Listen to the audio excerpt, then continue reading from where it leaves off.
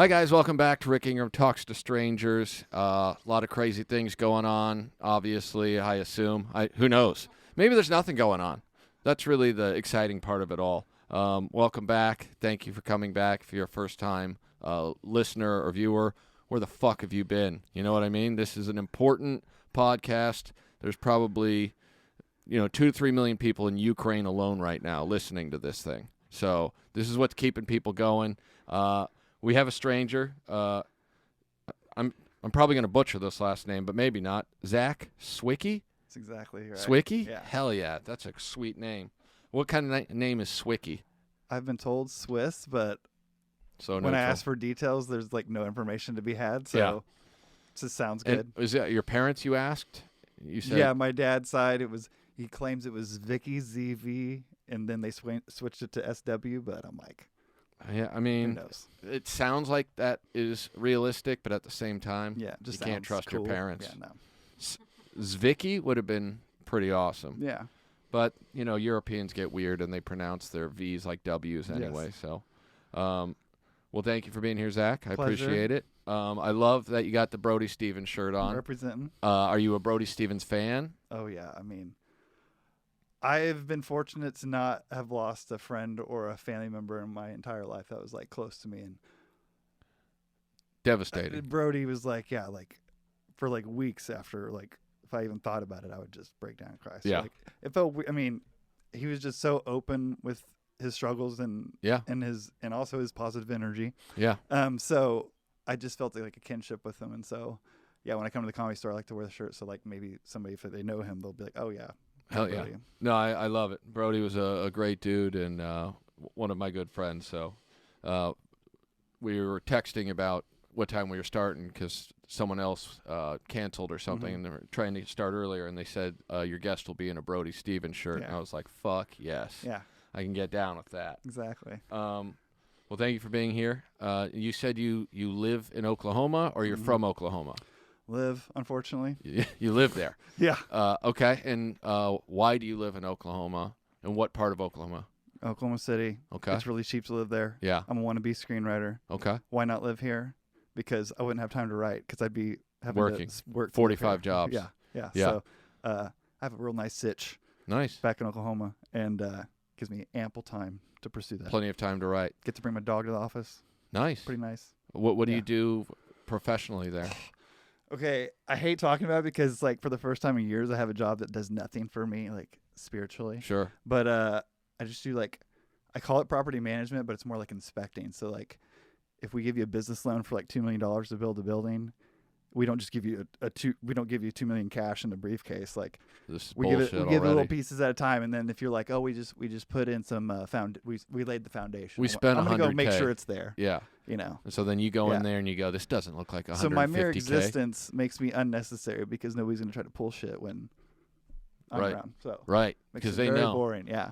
They Very know the boring. regulator is Yeah. ready to handle right, business. Yeah. Sometimes you just show up and you just go, it's probably Yep. all right here. And Yep. then they're just like, whoa, You didn't lie. what an aura. Yeah. So it sucks, but it's all in the pursuit of the dream. So, Yeah. How do you get a job like that? Do you know somebody? Yeah. Yeah. Father. Your dad?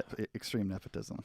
That's the problem with these inspection jobs, It's all about who you know, not the qualifications to get there. It is way too nice of a situation. I'll be the first to admit that. Well, that's cool. And you're from there originally? Yeah. You grew up in Oklahoma City? Man, we moved around a lot. I once lived in a town of 300 people, Wow. which was kind of bitching at the time, though, because it was like 3rd to 5th grade. It was like the Sandlot. Yeah, that's just- great. Just meet up with the other 4 boys in my You know freaking grade you and know all the people. roll deep. Yeah. And it was kind of an idyllic situation at the time. Then we moved to the big city of like 25,000 people, Elk City. Oh The yeah, name of the town. I'm familiar. And yeah, of course. And then I was like, no, I want to go back to the tiny town because this big city life, I just can't handle it. Yeah, But, I mean, all the crime. yeah, exactly. But long story short, no, Oklahoma City, and then went to LA eventually for a little bit, got laid off, back to Oklahoma. So When did you get laid off out here? 2012. So it's been a while. It's been a while. Yeah. Okay. And I miss it. Every time I took my dog to take a shit, I would just like look in the hills and be like, oh my God, Yeah. it's so nice to be here. One of my favorite things to do for a solid 15 years when I got here, and I finally realized that that dream is dead. Was I'd love to go stand on the roof of people's buildings when I'd go hang out or whatever, and then just do this and just go, it's our town. Yeah. And then and whoever I'm with would always just be like, what the fuck are you talking about? And I'd be like, this is ours. Yeah. It's ours for the taking. And they'd be like, you're not doing anything to better yourself, or you have a drinking problem and you do stand-up comedy. And I'd be like, Yeah. And this will be the reward for that. Yeah, it is. It's interesting when you're from, like, I'm from Kansas, so Oh, perfect. You can relate then. Yeah, it's just being here feels good. Yeah, anytime I went to like any type of Hollywood parties, like I went to 2 film premieres and after parties at the Grauman's and afterward, and anytime I met any of the celebs, I'd be like, growing up in Oklahoma, I never thought I'd get a chance to meet you, and they just love that shit, man. Yeah, they just they eat do. it up. They're like, oh, let me tell you, son. You know, like they just open up, and it was a great icebreaker. I nailed that one. Who was the coolest celebrity that you met? Ben Stiller. Ben Stiller. Interesting. I could see that. He seems like, cool. I went to the TED premiere and like, you know, I guess it's understandable they're celebs, but like Matt Damon and everybody, or not Matt, Mark Wahlberg. Oh yeah, Mark. They were like in their gazebos with all of like the Secret Service with the earpieces and stuff. And I went to the premiere of this movie called The Watch that nobody remembers, and it was Ben Stiller, Vince Vaughn, Jonah Hill, and Ben was just like hanging, you know, very approachable. Yeah. And just went up to him and did my Oklahoma speech, and he told me that. He said, you know, my wife and I were in Tulsa once and visiting her family. So relatable. Yeah. And this little kid ran up to me on the street and was just freaking out. Mr. Stiller, it's so cool to meet you. Oh, my gosh, can't believe it's you. And he said, and that little kid grew up to become Bill Hader.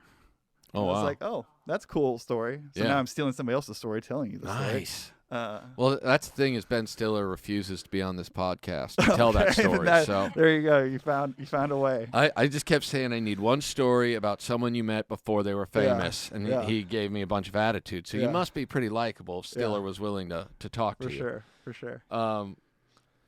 Who's the worst celebrity you've met? Oh, she's not even that big of a celebrity. Brittany Snow. She's like Snow. this blonde gal that, you know, you'd be like, oh, I might have seen her or something, but she looks like every other blonde girl I've seen in movies. Yeah. Just super rude when I asked for a pic with like this even more unknown actor that she was rolling with, who I just loved in this one movie I'd seen him in. And I was like, hey, just get a pic. And I was like, and she was acting strange. I was like, you want to hop in here? And she's like, ew, no. Like, get away from me, commoner, you know. You hear that, so Brittany Snow? Yeah. We're coming for you. We will ruin your career that doesn't really exist anymore anyway. Yeah, she's in those acapella movies. Pitch Perfect. Yeah, that's her claim to fame. She's like, I don't know, 4th on the call sheet for that movie. What a fucking loser. You hear me? You're a fucking loser, Brittany. All you had to do was just be kind. Oh, and Mila Kunis was really nice too, but it was the most awkward.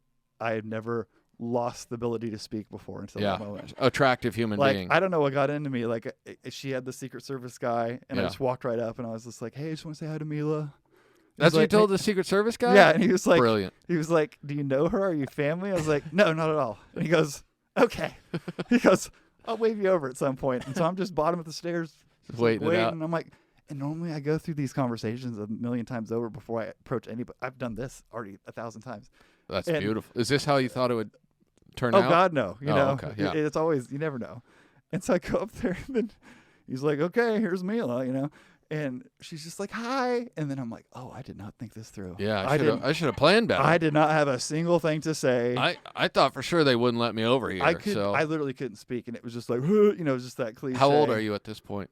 26, I think. Yeah, it's a tough age to meet Mila Kunis. She was gorgeous, and I was just like, Yeah. And then she's like, it was clear that she's had this experience many times over because she was so nice fat. And she was just like, "Oh my gosh, you're so tall. What's with all these tall guys tonight?" And I was like, "Tall." Damn, smooth. Tall. How did you get a girl ever with these kind of moves? This is impressive. I know, especially since I stopped drinking. Like all that liquid courage. That'll do it. So, but yeah, she was super sweet, and I just literally fumbled some jargon. I don't even know if they were words, and walked away in embarrassment. I lived in Sherman Oaks for a few years, and I had a neighbor he was from the Soviet Union, technically Ukraine, but he came here when it was the Soviet Union, so he would always refer to it that way. Yeah. And one day he saw me in a really just honorable television commercial for overactive bladder medication. Honorable, and indeed. Yeah, it was one of those career-defining, you know.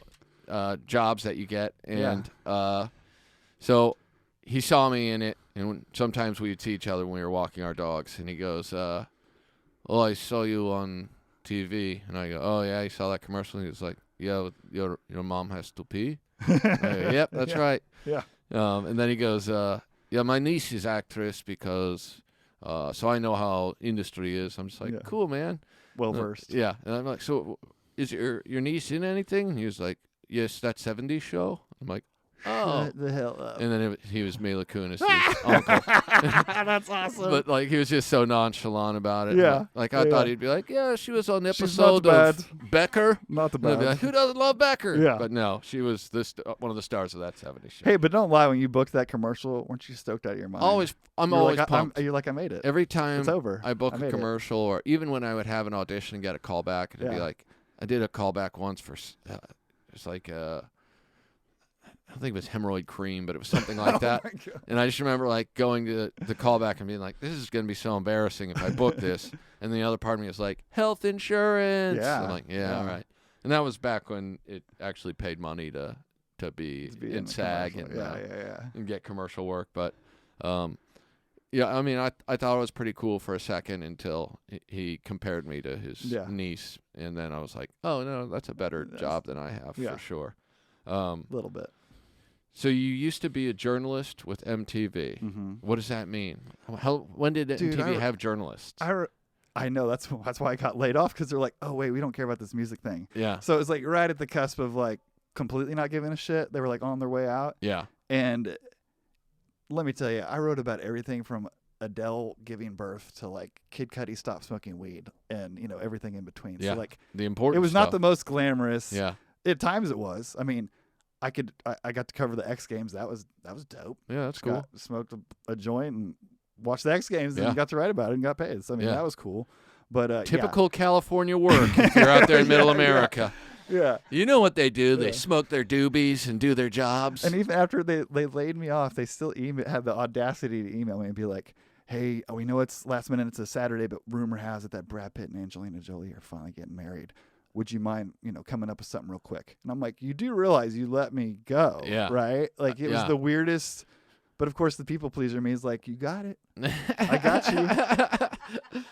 What a better time to shine than right now from this dark hole you guys left me covered. In. Yeah. I was a runner at a post-production house. I just drove digi-beta tapes around LA, and it was one of those shitty jobs you have for a little while, whatever.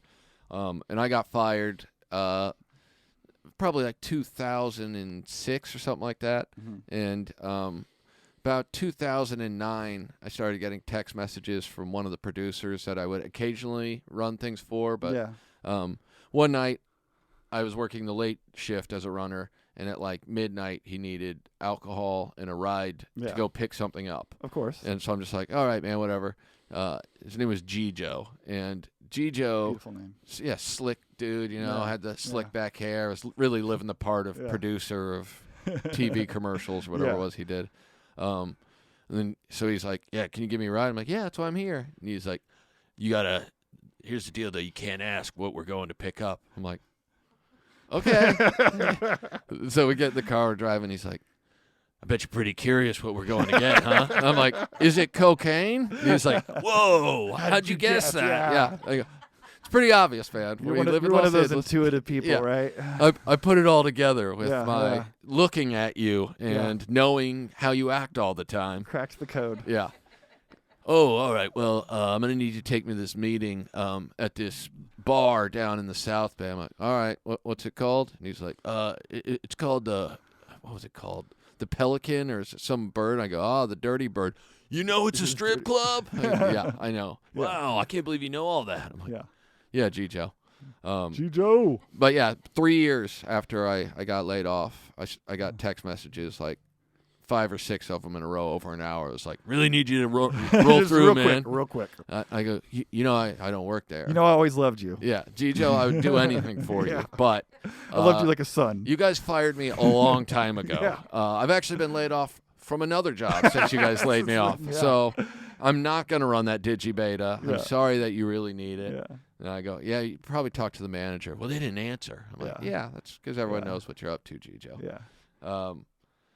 All right, so you do the MTV thing. MTV's like, we don't care about music anymore. Yeah. Well, that and they'll a 20-year-old kid will do the job for free. Like, Yeah. The concept of paying people to do like a pretty fun job. Some Yeah. not when I'm writing about Adele getting knocked up, but like covering concerts and stuff. Yeah. Like backstage at Lollapalooza and shit. Yeah, That's a that's great awesome. time. Yeah. Yeah. You suffered a traumatic brain injury. Is that true? Okay. Yes. The caveat I will give is I thought I was losing my damn mind. So I got attacked. I don't mind going into details. I can give you the details. Okay. Misophonia. I always thought that was being irritated by the sound of people eating. Then I've realized, and I've learned from my own experience that it's not just that. It's like just certain sounds. So like I get so damn triggered by like bass. If it's like, of course, if I'm watching movies, fine. But like if somebody's bumping their car outside, drives me my heart rate goes up, blood pressure goes up. And it's Halloween night. And I also can't stand people talk. Like if I can hear people talking at a restaurant, fine. But if I'm in my living room and I can hear somebody outside, it drives me bonkers. And sure. It's more than just an irritant. It's like I honestly think I think all of this is completely normal. Yeah. I'm not joking at Yeah. all. Like all that is exactly how life should Halloween night, I'm at my apartment and it's a small place. It's like there's like 15 units total. And I mean, this new tenant moves in and it's Halloween night and she's throwing a party and there's probably, 50 people outside and they aren't even parked in parking spaces. I mean, their cars are just everywhere. They have the car doors open, blaring different music from every single car. be. Is this in LA or Oklahoma? No, this is Oklahoma. Okay. I'd only been back like a year. And I mean, I'm a dumbass because I go outside. I thought if I called the cops will tell them apartment C5 is the one that, Yeah. called on you. You don't realize that the cops that's aren't the even going to dumbest thing show I've up. But so. this one I was smoking lots of weed, so I don't know. Yeah, Man. you can't call the cops if you're getting high. So I go no, over that's a there. rule. Yeah, Because yeah. You're going to end up Yeah. fucking up, and then you're going to be like, Yeah. I called the cops and this then is got Oklahoma arrested. we're talking about, folks. Yeah, Red they're not going to be state. cool with that. So I go over there and I try to knock on the door and they just slam into my face and just ask them to quiet down. And as I'm walking away, I'm just like, come on, y'all. Like, it's loud and it's super late. Like, trust me, I'm not raising my voice. There's like 50 people. I'm not getting cocky. I'm in my pajama pants and house shoes. Like, for God's sakes, like. You've gone old man swicky. Yeah. I'm like, come on, you kids. Yeah. Pipe down now. People got to work in this town. Yeah. And no, somebody just kicked me in between my shoulder blades to the ground, and they just went to town on me. And it all happened so fast. I didn't expect it, and I've never had my ass kicked. And you'd think your instincts to cover yourself, but I was so shocked, and I kept thinking it was going to stop right now. And so I didn't even like properly shield. I mean, I kind of did, but not like come on. And they cleaned my clock, and some girls pulled them off, and I don't know if I had not been knocked out, but the birds are flying around my head. Yeah. And I said, men don't fight like that, because I was just shocked. Because that's the thing. I was like, that's not how men fight. You got kicked in the back, right? To the ground, and then they all went to town on me. Yeah. Yeah, they all have courage once. Yeah. Once so I person's just on the just ground. said, men don't fight like that. And then the girl leaned in and said, shut the fuck up or they'll kill you. And I was like, okay, I'll shut up now. Yeah. And then they escorted me back to my apartment. And then I'm like, I don't know this lifestyle. I don't know if they're going to finish me off. So I was terrified, like, that they knew where I lived. And man, I mean, my eardrums were burst, and went and took a shower and tried to smoke weed. And that fast, weed went from like thinking something that calmed me to like gave me a panic attack. Like it had changed the chemistry of weed on my brain in just an ass beating. Jesus. And the next day I went to one of those urgent cares, and after waiting like an hour and a half, they're like, oh, if it's from something like a beating, we can't see you. You have to go to the hospital. I was like, go fuck yourself. So then I went to another urgent care and said, hey, I fell off my bike. Smart. And I didn't have health. This is 1 year of my life I didn't have health insurance, so I didn't get a scan, an MRI right away. So like a few months later, I got one. They're like, no, your brain's fine, okay? But couldn't explain, like, weed had turned on me. I didn't realize I was medicating with weed, so like I was in a bad stitch to be like, oh, I didn't realize I need this, and now I can't touch it. Yeah. And then I just felt like I was losing my mind slowly but surely over the next year or two. And like I was teaching at the time, and I'd have to call my dad, and he'd have to like talk me off the ledge just to go teach a damn class that I was great at teaching too. Yeah. And so just slowly but surely, I was losing my mind. I saw probably 20 doctors, and every single one's just like, you just need to be on an antidepressant. I'm like, that's clearly, it's just your head. And I was like, no, like something's off. Yeah. People usually get depression from beatings. Yeah. That's what I would have said to them. Well, and then the antibiotic for my eardrums gave me something called C. diff. That's a whole nother I could spend an hour talking about that. So I mean, it was just one thing after another. It was a perfect storm. Yeah. And I've been off and on antidepressants cold turkey all my life. So like my brain was in a bad place. Yeah, that's not a fun time. I had moved in with my mom at one point. I could barely function. I got tachycardia. I got what's called POTS, postural orthostatic tachycardia syndrome. All of a sudden, one day when I woke up, so my heart was like racing 200 beats just from standing. Therefore, I can't even walk a block. My God. So like my world just got smaller, slowly. And they're like, it's just in your head. They don't know what causes POTS. They don't know the cure for POTS. So long story short, I moved in with my mother as a grown ass man. I mean, that's not fun. And that's embarrassing. And I thought my life was over, but, and I was sleeping like 2 hours a night. But my mom was determined to get to the bottom of it, and she was like, "We're gonna solve this and get you the fuck out of the house." And get me the fuck out of there. We'll cure you. Trust me. She's like, I swear to God, son. No, she found this doctor in Denver who was like, I don't think after he worked with me, he's like, I don't think I can help you, but I know who can. And then the gal was so busy, she's like, I could see you in 3 months. And I'm thinking, dude, you don't know how long I've already been waiting for this. And long story short, I see the guy who taught her in the meantime, and he scans my brain. He doesn't even talk to me. He just scans my brain waves. Okay. So not an MRI. It's like my brain waves. Yeah. And he says, okay, have you taken a hit to the head? And I'm like, weird. Like, I totally took a hit to the head. And he's like, okay, I can't legally tell you have a brain injury. I can just tell you that my computer program says your brain is synonymous with the brain that definitely has a brain injury. Damn. So that's my long story of giving you the technically, perhaps not. But then he was like, and then I was like, oh, so I've been looking for 2 years, probably 3 years at this point. Like, and I was like, instead of being like, yes, I figured it out, I was like, oh, I'm fucked. Like a brain injury? That doesn't sound good. No. But he's like, no, you're in the right place. And and so I started doing brain training. So, okay, this is really cool. So hear me out. Okay, you have 7 brain waves. You have 3 chill waves, 1 neutral wave, which is where you're going to idle, and you got 3 get shit done waves.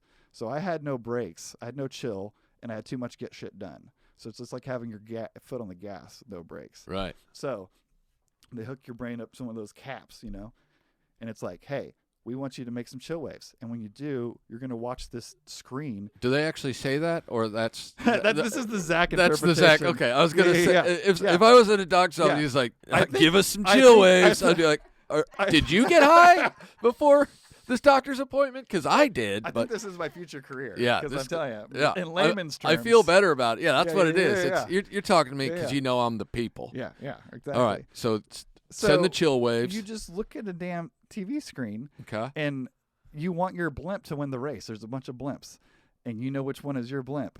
And when you produce those chill waves, your blimp will move. And you also have the competitive spirit in you naturally, so your brain figures it out on its own. You don't do anything. You stare at a damn blimp, and your brain, your subconscious. We're talking about like blimps, like a Zeppelin. Yeah, it's like it looks like a game from 1993. Okay, like it's very archaic. And the more chill you are, or whatever they want you to do, right? You get rewarded by moving your blimp. Okay. And so, of course, you're like, no, I've got to do something. Yeah. So I was like, okay, I'm going to tell myself positive affirmations. They say that's good for your brain. So I was like, I am a beautiful human. I am loved, and all of a sudden that blimp's hauling ass. And I was like, oh my gosh, that's amazing. And then I was like, oh, what would happen if I said negative things? So I'm like, I'm a piece of shit, whatever. And it just stopped dead in its tracks. And man, I'm telling you, when you see like on a literal level, what your words do to your brain, I swear to God, that I had horrible self-talk even before the brain injury. So when I saw it that literal, that's changed my life to this day. So like, no one is more negative than me. Well, hey, get some neurofeedback. but at the same time, I feel like my negativity are my chill waves. So maybe I used to try and tell Brody about this. I'm a firm believer in negative positivity. And enlighten me. He would go, that is not a thing. Yeah, is what Brody would always say. Like, no, trust me, I'm bringing positivity with my relentless negativity. Yeah. I don't agree. Yeah.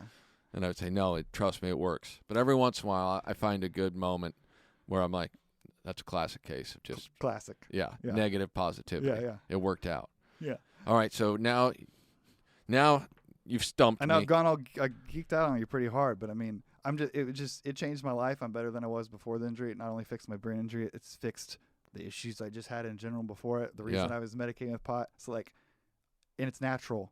So like I couldn't be a bigger proponent of it. Every single human alive would sleep better at night if they did this, because like with our iPhones and stuff, like Yeah. it leads us in the wrong direction. And it takes time, but like within 2 or 3 months I was sleeping for the first time in like 4 years. And I hadn't gone to a concert or a comedy show or done anything in fucking years. And let me tell you, that's my favorite thing to do. Yeah. So I mean, like we all got a small taste of it with COVID, where like everything's taken from me, but like I experienced that for years, and it's like life's just passing me by, and I was just like a zombie. So like to get those things back slowly but surely was like the That's coolest huge. feeling in Yeah. the world. Yeah, that's enormous. I mean, and you could be like, well, what were you so anxious about? And I'm like, that's the thing. There was nothing specific. It was just like I was just like a newborn or something in the world, and everything's like, whoa. It's just everything was intense. Yeah. And I remember my first show back. It was Girls Trip had just come out, and Tiffany was blowing up, Oh yeah. and so she was playing the Paramount in Denver. Sold out both shows. I mean, that's a pretty good sized venue. And I was like, okay, it's my first show back. I'm gonna do great. I got this. And I go, and it was just too much, and I had to go. I didn't leave though. I just went into the hall and listened to the rest. So I was still proud of myself that I was able to like not get the hell out. The fact that I even showed up is an improvement. That's impressive. And I had a meet and greet ticket, and I was like, well, I'm not going to miss that. And being in the hall, I got to be the front of the line for the meet and greet. And so at the meet and greet, and I'm like, she's going to meet like 200 people and then have a show in an hour and a half. So I was like, I am aware that this is a sling her arm over her shoulder. Yeah. Get a picture and Snap get the that hell pic. out of there. Right. But I'm like taking the picture, and I'm like trying to like in 5 seconds explain to her like what a big deal this is for me to be there. And I'm like, so Tiffany, you know, I don't remember what I coughed out. She's like, cool. But security, yeah, can we-" right. But I got something out, and she just goes, baby, you tell your story. Sharing is the foundation of love. You tell your story, you know, good for you. And it touched I mean, I am a sensitive person to begin with, but especially then I was like, ugh. And I was walking away, and she had her arms around the next 2 people, and she goes, baby. And I was like, yes. And she just repeated herself. She's just, sharing is the foundation of love. Share your story. And I'm just like, it was so kind. And Yeah. I've used that line in every script I've written now, because I just think that's a beautiful sentiment. Like when you go on stage every night, that's what you're doing with your comedy. You're sharing a bit of yourself. That is. Well, is. I'm doing a lot more attacking people Well, and You're spreading you're my sharing negativity. that negative positive energy. Exactly. My mind is a lot like a military. Yeah. I'm willing to sacrifice a few for the greater good. everyone's. And I appreciate your work. Thank you. I'm a fan. Yeah. See, I feel like maybe you don't even realize how positive negativity is. Exactly. No, you've enlightened me. All right, and then you come to LA for what then? Girlfriend. Your girlfriend is here. Well, and it's like it's where I'm happy. Yeah. Too. Like, you know, it's great. How do you get a girlfriend in LA Okay. if you live in Oklahoma? This is Unless this is a pretty she's good also story. from Oklahoma? So years and years and years ago, she's an artist, and I was a fan of her work, and I was like, me and my dad used to make a annual pilgrimage to LA and just have some good father-son bonding. We like to do house tours, tour some Frank Lloyd Wright properties and stuff like that. Nice. And so I emailed her as a fan of her art and was like, hey, where can I see your work in person? And she was like, you can't. I was like, oh, okay, that sucks, I guess. Damn. Yeah. She And then- sounds like she's good at promoting, just like yeah, me. right? And then out of the blue, she messaged me back like a week later, and she was like, oh, I can give you a tour of my studio if you want to come by. And I was like, well, hell yeah, I want to come by. Yeah. Oh, that's awesome. So yeah, me and Pops went over there, Nice. Brought your dad. toured the studio. Yeah. So loved her art. Had a good time. Didn't take pictures because I didn't want to be too fanboy-y. I played smart. it cool. Yeah. You're just a Yeah. cool guy who Yeah. wanted to meet another Why cool not? person. Yeah. Yeah. So man, that was years ago. And then right before COVID hit, she decided she wants to be a tattoo artist as well. So she's taking up an apprenticeship, Okay. and that means she's giving out free tattoos. And I was actually in Denver because I would get tune-up, like brain training tune-ups every 6 months or so just to be on top of it. And I was in my hotel room, and I saw on Instagram her post that, and I was like, oh my God, that'd be amazing to get a tattoo from this woman Artist whose you art like, I yeah. love. And so she was like, who wants a free tattoo? And I was like, me. So I messaged her and was like, remember me? Like, put me on the front of the line. And she's like, oh yeah, sure. Like, I remember you. Yeah, I'll do it. And so it was 2 weeks after that. It was Super Bowl Sunday, a month before COVID hit. She tattooed me.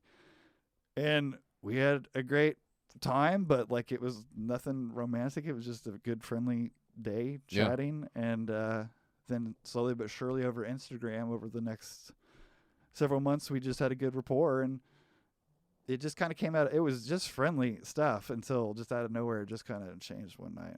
Because you were suave as shit. I'm so suave. What kind of chill waves were you sending that night? Right? I mean, I feel like it might have been maybe the perfect combo, because the other one is the get things done vibes. Yeah. So it's hard to say. Let me tell you, the amount of guys that even as grown men just dick blast girls and like have no etiquette or anything whatsoever. When you say dick blast, what does that mean exactly? Because in my mind, that means something that I think is very... Well, she even shared with me that she had recently been divorced and that all these guys that she thought were just friends, like she has so many friends and knows so many people that...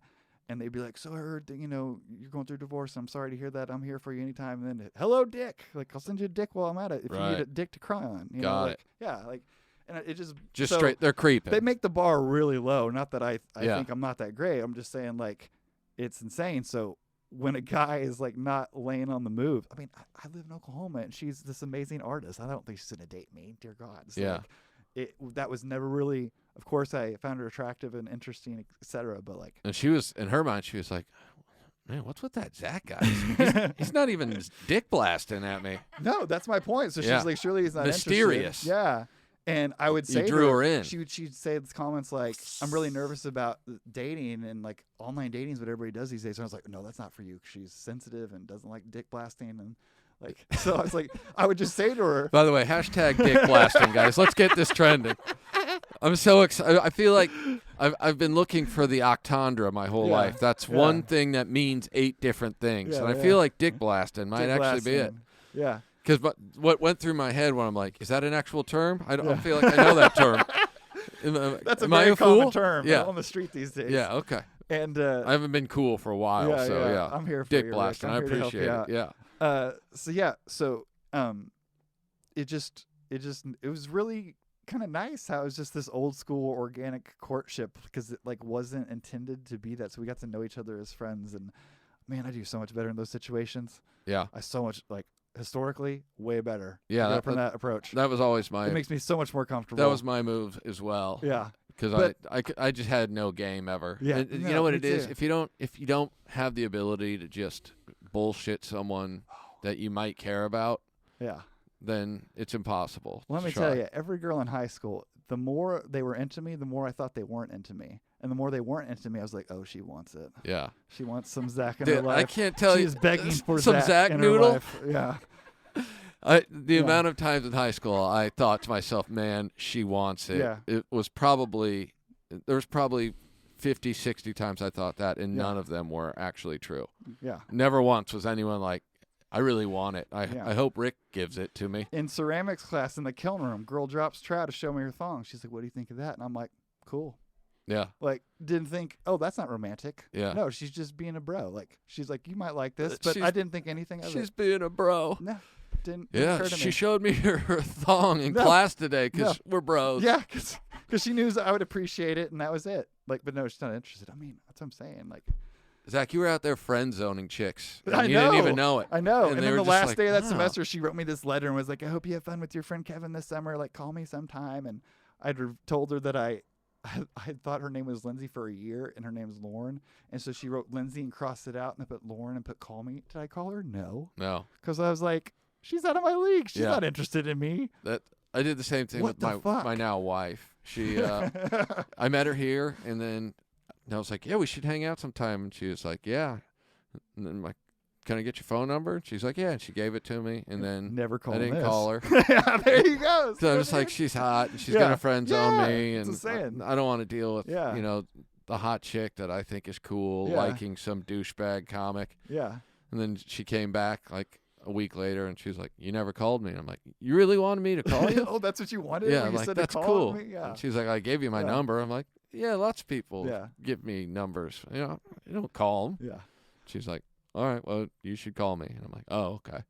But then she basically just had to like. We eventually learned. Yeah, she more or less just had to like explain to me what was happening because I'm so bad at that kind of thing.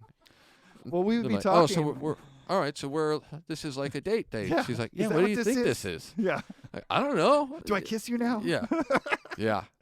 Well, yeah, and then I would make the comment because she'd be like, I'm nervous about this online dating stuff. And I would say, well, don't worry. You have so many friends. You'll just surely date a friend of a friend.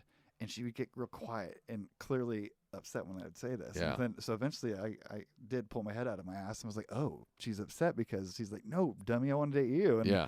I was like, ooh, this feels good. Like, Yeah. she's amazing.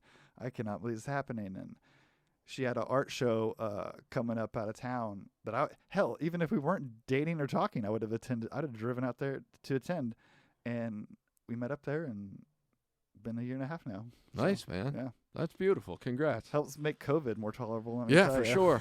Other people are hating the pandemic Yeah. life. And you're like, man, this is the best. Man, I hadn't dated in 6-7 years, so honestly, the distance probably helped me not feel overwhelmed. Yeah. Because man, it was I already having a hard enough time dating, pre all this shit. So yeah. All right. Well, we're gonna take a break, and then Sarah's gonna come on and ask some more questions, Ooh, and Sarah. follow up on some of the things we talked about. So, all right, we'll be right back. Say hi to everyday people.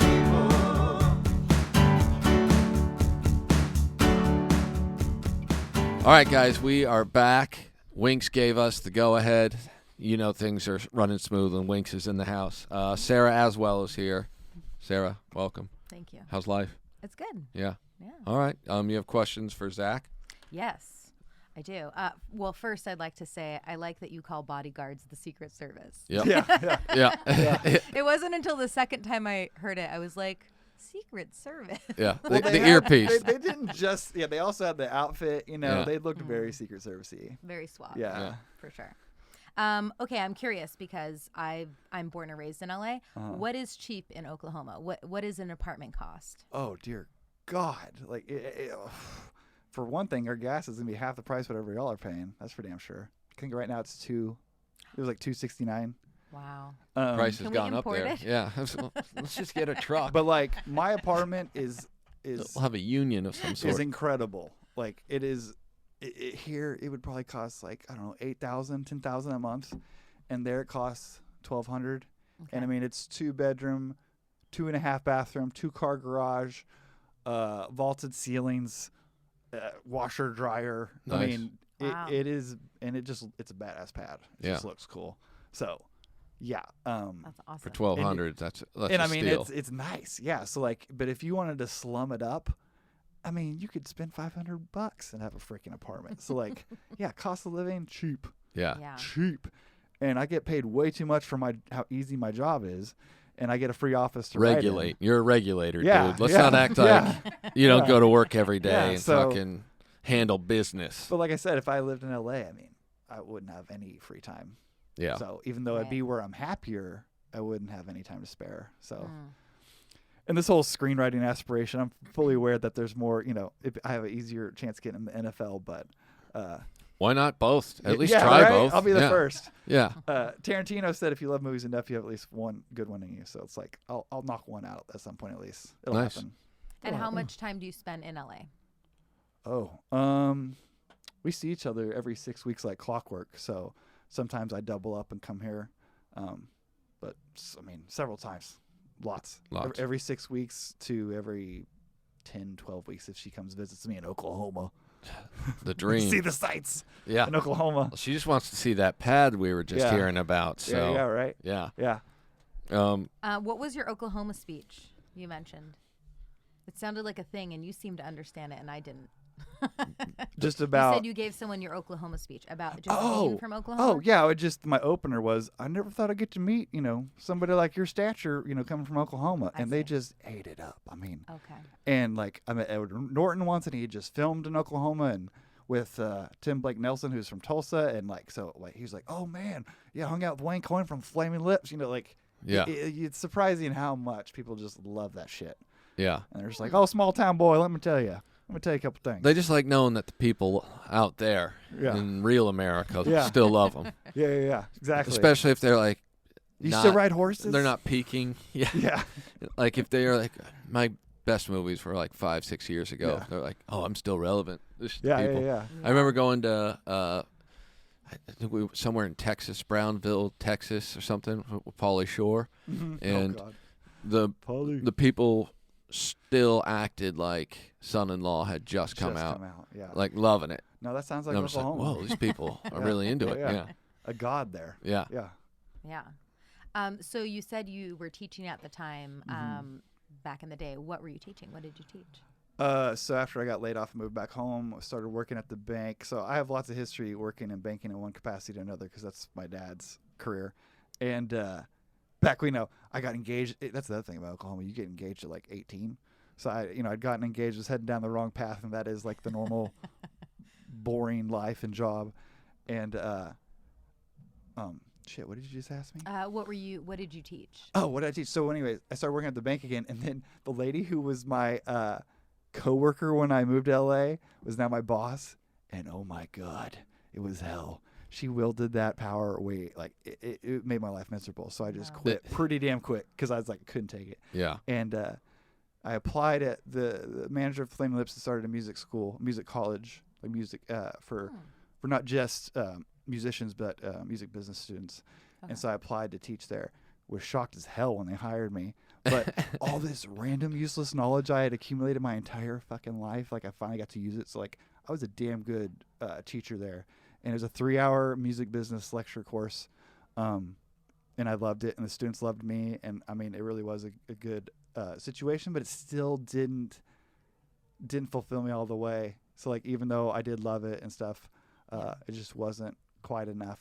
But yeah, I mean, I prided myself on making a 3-hour lecture course, like a fun class that they didn't want to miss. And and it sucked too, because that was also a good paying job in not many hours of work, and I could grade their papers while smoking a joint and stuff. But then after the ass Back to beating- this doobie talk. yeah.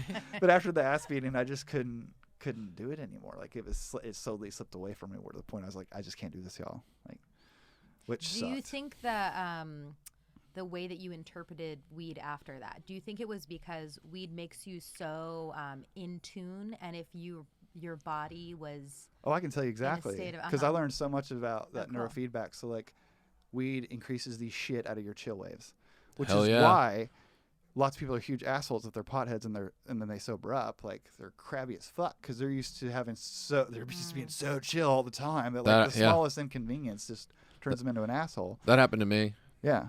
Like I remember people being like, "Your comedy's a lot meaner," and I'm like, Yeah. "Well, I quit smoking pot Yeah. after 15 years." Yeah. So, and they're like, "Oh, But not to say everybody who smokes pot every day has that issue, but that's the way you tell between, are you medicating or do you just love pot?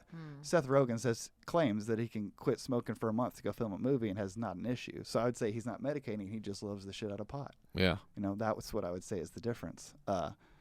And pot does its job so well at boosting the shit out of those chill waves that you're like, no, I just like it.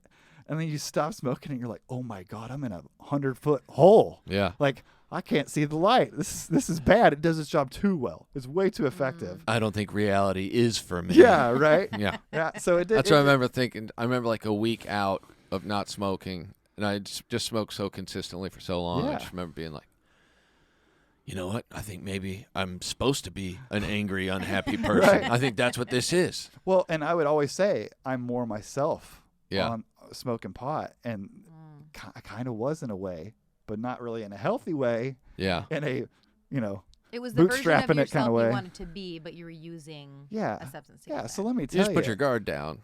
like life is so beautiful now. Like my entire life, even in college when life couldn't be better, had a ton of friends. Work was, I didn't love my job, but I was with my homies at the job at the bank all through college, worked full time through college. And if that's not going to fix me, nothing is. So like, there's just lots of trauma we all have in childhood that just no matter what, your brain's going to be wired that way. And it's just a good way of untangling the wires. It goes to the mothership, Independence Day style. Get to that fucking mothership, Yep. get that sucker down, and you're good to go.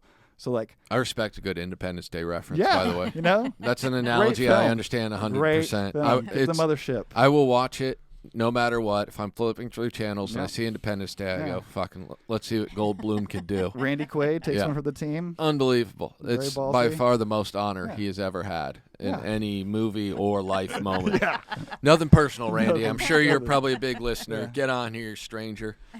But I thought I had a condition. I thought I had like a sweaty palm condition. I was like, oh, I need to get like surgery to make it where my hands don't sweat all the time. No, it's because I was anxious as fuck. But if you'd asked me if I was, I said no. Right. Oh, but I was. Yeah. I peed every 30 minutes. It's like fight or flight nonstop. Oh, And- that might be Yeah. diabetes, You know? actually, Yeah, because right. that happened to me when I got diabetes. yeah. Uh-oh. Yeah. So I literally feel like I had like a. Uh-oh. It sounded so... Uh-oh. Uh-oh. I don't think she cares at all. No. Unbelievable. But Well, no, I'm I just just. thinking of how much I pee Yeah. lately, especially. I've also Yeah. been drinking a lot of water. No, so. that's me too. That's it's the all- combo. I like a nice state of dehydration, and Yeah. he Yeah. seems to understand it. Yeah. And Yeah. so I drink water. It's fine. I just feel like I now have a foundation where I can't be fucked with. Like I feel unstoppable. Like Oh. I don't Grounded. think I had such bad anxiety and depression on and off my whole life, and I don't have any now. Bulletproof. Like it is fucking gone. And how many people say that without medication? Right. How many people say that? True, honestly, and it's fucking gone, and it's not Yeah. going to come back. I Look- know it's not. Now that I know about the chill waves, I feel like I feel like I'm gonna keep my life on the path I want it to be on. By being like, I need to fucking crank up the chill Like, waves, honey, Daddy Where just the needs some blimps chill at? waves. and my wife's gonna be like, let's focus more on that. Let's get shit done waves, and I'm gonna be like, look, that's one way we could do this. But from what I remember in the story, Yeah. specifically in this scenario, the chill waves made the blimp move. She's like, "What the fuck are you talking about?" And from there, I think it'll only get better. Well, lots of athletes use it to perform good under pressure. So like they're using. That's it, why they like, don't they're get- Like, they're like I sleep fine. I do lots of drugs, but I'd like to be able to shoot the basketball when it's in the clutch. You know. Yeah. So was that part of your called it like brain training? That's what when I say that Can I'm anyone referring do to that? neurofeedback. Yeah. My girlfriend's doing it now. She's doing great. It's changed her life too. So where do you go to get this done? Where do you? Man, Google it, and let me tell you, folks at home, like you have to find somebody who's got been doing it a while. It's Yeah. one of those fucked up things where it's like you realistically you should spend 2 freaking years before you're allowed to touch a person, but of course not. Yeah. You know, like they could. I don't even know what Right. you have to do, but it ain't much. And when I went to Denver for treatment, I spent 2 years in Denver doing the treatment before I moved back home to Oklahoma. And when I moved there, maybe one person did it in Oklahoma. Now probably over 30. And I've tried to do my maintenance work with them, but none of them know what they're doing. Yeah. And Right. they're like, this is a good get rich quick scheme. Like it's like where the money is. So Yeah, like, this on is the the they hot. won't, they won't even learn what it's doing. They'll be like, well, the computer says this. Yeah. But the people in Denver, like, I mean, I know my shit now. Like, they knew what everything, like, all You're the an educated nuances of it. consumer at Yeah, this yeah, point, yeah. So, yeah. like, I just say Google it, but find somebody who has a history and maybe good Yelp reviews or something. But What's you're it also called again? neurofeedback. Neurofeedback. Okay. And Interesting. all Is this it a Scientology thing? No, and that's Okay. what bums me out. You how, hold the thing. how no matter what, people are like, oh wait, it's not a pill. Yeah. I don't know about this shit. Yeah. And of course, the insurance doesn't pay for it because that'd be too easy. Right. Yeah. So it is pricey, but Worth I mean, it though. Worth it. my God, it would change your fucking life if you find somebody who's good at it. Yeah. There's a gal in Burbank who's been doing it over 30 years, which I mean, she's an OG. It's Yeah. barely been around that long. She So, knows like, what's going boom, on. There you go. Yeah. All Yeah. right. Anybody could benefit from it. I'm telling you, unless you're like a Buddhist monk. Damn it. Yeah. And you're I mean, already it's- there. I You're am. already clear. Yeah. Oh, no, didn't mean to say clear. I would be fucking dead if I had not discovered it. So of course I'm going to spend my whole life telling Yeah. everybody- if I won the Yeah. lottery, I would devote 50% of the funds to like that, helping But people out. what would the other 50% go to though? That's the fun part. Oh man, that is a good Blimps. question. Blimp. He's gonna control real blimps. Yeah, right. He's got 4 Goodyear blimps lined up. I have always wanted to Reading. go in a blimp. Wouldn't that be bitching? It- Riding a blimp. I mean, That scares me. Be pretty cool. Pretty My cool. It might hands be- are it sweating might just be the cool. thought of It'd be sweating. pretty cool. blimping. Oof. I was in San Indiana Diego this Jones weekend. style? Yeah. Well, I mean, if you get to throw Nazis off of it, obviously it would be cool. Yeah, it's way cooler. I was in San Diego this weekend and I saw a bunch of hot air balloons, and I haven't seen that in a long time. I'm like, I've people are still doing this shit. I crash landed in an air balloon. See, this is what I'm talking Oh, about. yep. Yeah. And the guy got irritated with us that he crashed it. Yeah. He was like, "What part of hold on didn't you understand?" I'm like, dude, you just crashed a hot air balloon. Go fuck yourself. Go fuck yourself, bro. We were having to land in between 2 power lines. I was like, "Oh Smart. dear God, we are fucked." Wow. I love that. I got stories, baby. Yeah, you do. So why'd you stop drinking? Made dumb decisions when I drank. And if you get sober long enough, you realize everybody who's drunk is an idiot. Like, Yeah. Yeah. like it is. Sure, it's fucking fun as hell to have that liquid courage, and everybody. Honestly, when we're drunk, we almost act like how we should be, just way toned down. Like a drunk heart speaks to sober mind. We all get some people get really affectionate. Like that's Yeah. great. I love being affectionate, and I have no shame telling my It homies amps I love up them. whatever you are. You Yeah. know, but yeah. I mean, I haven't drank. I think last time I drank was even before I lived here. So it's been over a decade, and it was just like I don't make Wow. good decisions when I drink. Yeah. I'm embarrassed as hell when I look and see the phone calls and texts. I mean, I'm a drunk dialer. So like, it was just embarrassing. And so like, just like weed, I stopped smoking weed. I smoked weed every day for a decade, and now it's been a decade, I think, since I've smoked weed. And I'm one of those people who has an addictive personality either direction. So it's like, it is so easy for me to not give a shit. And now you're Yeah. addicted to neurofeedback. Yeah.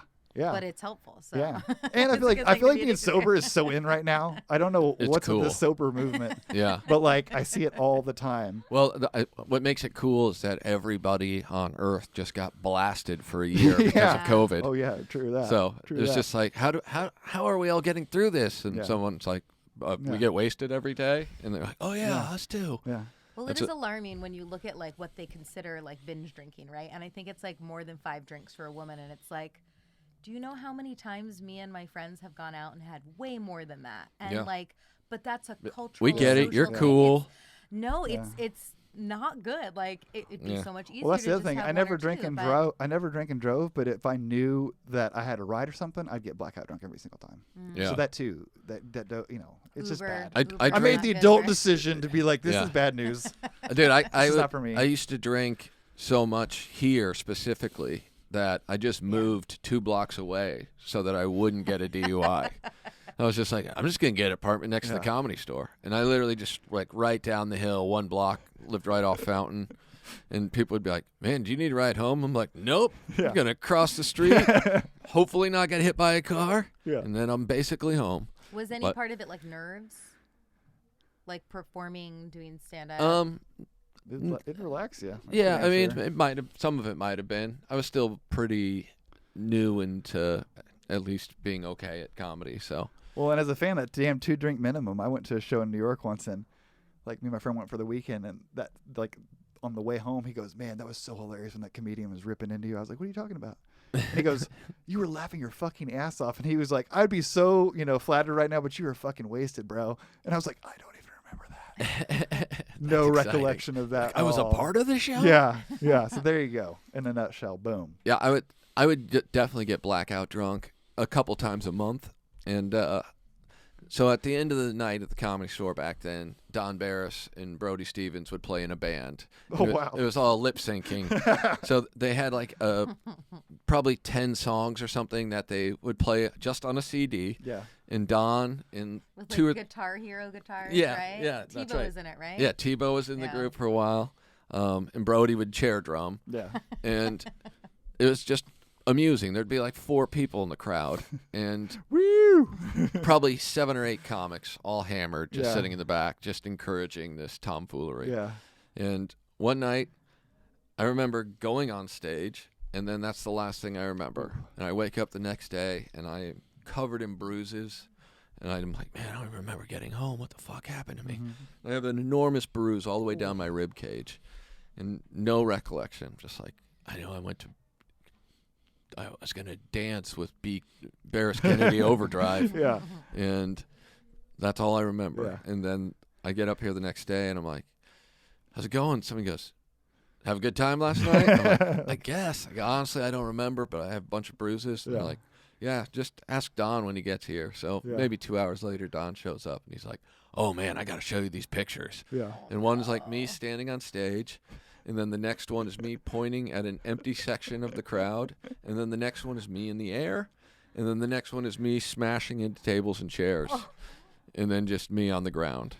And I'm Did they explain why you thought that was a good idea? They said that I started saying, who wants to see me crowd surf? And then, Well, that's the best explanation Yeah. you could have come up with. and then purposefully chose to dive into a section of tables and chairs because I knew it would get a laugh. Yeah. Oh, okay, that makes more sense. so- Anything for the laugh, Yeah. man. And, all my friends were all just sitting in the back, Yeah. so they all thought it was funny. And then they said that I literally didn't get up. And after like a minute, someone had to go over and like help me up. And I'm like, hey, what happened? They're like, Yeah. I think you need to go home, man. Sean Halpin came and he was like, man, it took me a solid 30 seconds to get you off the floor. And I didn't know if you were doing a bit. I'm like, I don't remember. Yeah. I have no idea. So, yeah, after that, I'm like, maybe I shouldn't start drinking at 7 and still be drinking Yeah. at 2 in the morning. Anytime that my brain goes, yeah, you should join the lip syncing band. It's time to go Yeah. home. But who knows? The last question I have on my list is, what was the tattoo that you got? The first tattoo you got from your girlfriend? She only draws animals. Okay. Like, that's it. So, like, I got a hummingbird on my back. Hummingbirds are bitching. Nice. Resting heartbeat of 1,200 beats a minute. Pretty cool. Oh. Jeez. You know what? They hibernate every night. Did you know that? They like go into they downshift. I can And imagine. it takes them like 15 minutes to wake up every morning. Jesus. It's really cool. They have to th- eat every 15 minutes or they'll die. is that They true? have to what? Yeah. They have to get some sugar water every 15 minutes because their hearts are beating so fast. And that's why they have to like hibernate to sleep, because they can't just sleep. They have to like literally shut down because of how much energy they consume. Wow. You know what's weird is I don't know how many episodes we've done, but nobody has ever talked hummingbirds. I'm such a fucking geek, man. Like that's just, is that like so many things I could say, be like, oh yes, okay, bro, let me tell you about a hummingbird. But no, Smoking their I get doobies, high on talking life now, baby. hummingbirds. That's what these Californians do, High man. on life now, you know. I find it fascinating. No, that is Yeah. your attention to facts about stuff. I'm just like, I don't know if Boom, those dropping numbers are knowledge. right, but those numbers were so specific, they have to be right. Otherwise, he's Yeah. one of the best sociopaths of all time, where he's like just completely lying. I'm Have going you to go ever home. watched Planet Earth on weed, man? Yeah, man. You know? Yeah. Yeah, you take it all in. Yeah. There's more things going on, I think, than a normal human being in terms of what you can recall. I'm sober now, so Yeah, that is a lot more thing. room up there. Yeah. So, look, some of the best times I don't remember having were intoxicated at the Comedy Store. So yeah. I don't regret them, but it Yeah. is certainly nice. The first thing I really noticed when I quit smoking pot was that I'm like, man, these days are really fucking long. Right. Like 24 hours seems like way too many hours to have in That's a day. the other thing that bummed me out, is how much stuff you don't remember because you're too stoned to remember. I'd smoke weed for every concert. I'm like, dude, I don't remember any of that. Like, Yeah. I'll be like, I saw them. I've Yeah. seen them in that happened to me. I can't remember who it was, but I was like, I've always wanted to see them in concert. And I was going through videos on my computer. And You're there like, was footage God damn that it. I had shot. There's of their evidence concert. of And I me was at the- like, what the fuck? Yeah, need a bigger sign. Yeah. Yeah. When I was in high school, this is random fun fact, Snoop was opening for the Chili Peppers. My friend and I just got busted smoking pot together. It was our first time to hang out in 6 months because his parents were crazy religious. Snoop Dogg is stoned off his ass on stage. We're on the rail. We got there at 10 a.m. to get there on the rail. Yeah. Snoop looks down to me. I said, "Smoke that shit, Snoop." And he looks down at me like, and he just is like, and I was like, yes, yes, yes. And his long ass arms just drop it in my hand. And I'm just like, oh, I swear to God, I saw a light from heaven shining on it. And this is Oklahoma. Yeah. So I can't believe this happened, but security just goes, do your Nice. thing. Yeah. Smoke that shit. I mean, I felt like a god. Yeah. I took a hit and I turned around. Everybody's, That is pretty cool. Yeah. friend was so stoned because he hadn't smoked in 6 months. So stoned. And also, it was Snoop weed. Yeah. yeah, that's what I'm saying. So like, It's if dangerous. you've been to concerts back in the day, you remember what it was like to get pushed against that rail. You can't breathe. Yeah. His ass was so stoned. Chili Peppers are rocking the fuck out right in front of him. He just falls asleep. Just passes the fuck out on the security, grabs his ass, throws him on a gurney, rolls him out of there so quick. I was like, I'm stoned off my ass. I'm like, I don't know what to do. What do I do? Yeah. I don't know what to do. And then the concert ends and he just walks right up and was like, hey man, let's go to Denny's. That's that Snoop weed. And That's then that pass out, take away on a gurney, Yeah. come back for Denny's weed. And then this shithead from high school, like a few rows behind me, told everybody it happened to him. And I was like, go fuck yourself. Oh, that son Go of a fuck bitch. yourself, Nick Byford. He's a story stealer. Douchebag. You're a story stealer. You hear me? Seriously, who the fuck does that? Yeah. Yeah. I got high with Snoop Dogg at the Comedy Store like probably 15 years ago. Oh, that's awesome. And Fuck yeah. it was him and the Bishop Don Magic Wand. Yeah, of course, yeah. And Freddie Lockhart, Canceled. a couple of other people, yeah. And we got super high, and then Snoop started freestyle rapping, and all of us were like, oh. And it was the worst rap I've ever heard in my life. It was one of those things where I'm like, I feel like I just watched Michael Jordan just brick free throws for Yeah. a solid 5 Right. minutes. But at one point, I swear to God, it was like Steve Carell and Anchorman. He just started rapping things that were around us. And I'm like looking at Freddie like, what is going on? He's like, oh, there's a cactus on the hill. The building is black. I'm like, You're like, that didn't even. I mean, it was kind of smooth, but that didn't even make sense. At the concert when he handed me that blunt, he just kept saying smoke weed, get drunk, and fuck for like 5 minutes straight. He was just like saying that over and over again. I was like, okay, dragging on here. I'm here with my buddy though, Yeah, so okay. I might hold off on the fucking for now. Great times. All right. Well, thank you for being on. Did you have anything else? No, that's it for me. Thanks, Dude, y'all. thank you, man. Much Very love. interesting stories and facts. Hummingbirds. Hashtag Dick Blastin'. Don't forget that. I might change my stage name to Dick Blastin'. You should. Rig, Dick Blasting Ingraham. Yeah. Maybe just change it. Maybe just go by Dick Blaster. Look, we'll figure it out. This, Blaster. yeah, this might be Dick Blaster Talks to Strangers by next episode. And that's a pretty exciting reality. So thank you for listening, guys. And, come see a show at the Comedy Store. And I'm going to be going on the road. So I don't know when this is coming out, I guess. But you'll figure it out. Check out my social media. I'll be posting. All right. Thanks, guys.